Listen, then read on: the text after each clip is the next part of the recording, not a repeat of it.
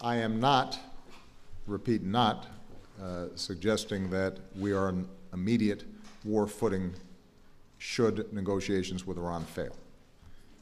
But as David put it very simply, if in fact our view is that we have to prevent Iran from getting a nuclear weapon, then we have to recognize the possibility that should diplomacy fail, we have to look at other options to achieve that goal. And if you listen sometimes to the rhetoric surrounding this issue,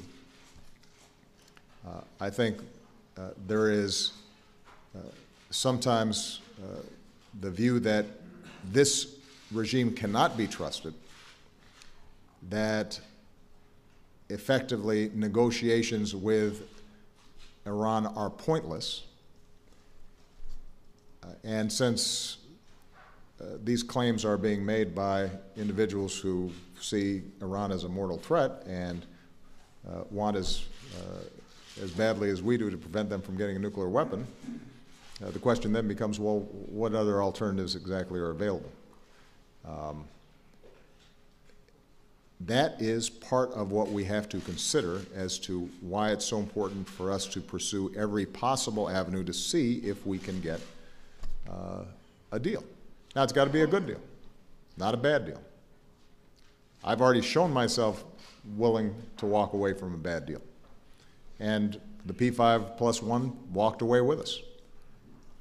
And so nobody's interested in some document that undermines our sanctions and gives Iran the possibility of whether covertly or gradually building up its nuclear weapons capacity.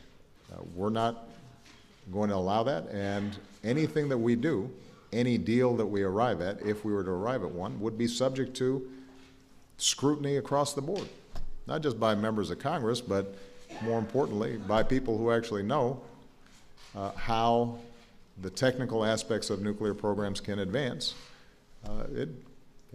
and how we can effectively verify in the most rigorous way possible that the terms of the deal are being met. So the bottom line is this.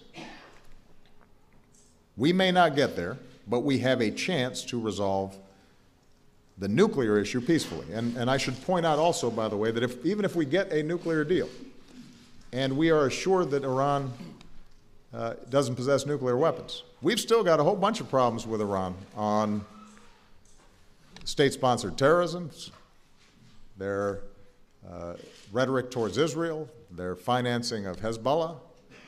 We've got differences with respect to Syria. It's not as if suddenly we've got a great relationship with Iran. It solves one particular problem that is urgent, and it solves it better than the other alternatives that might present themselves.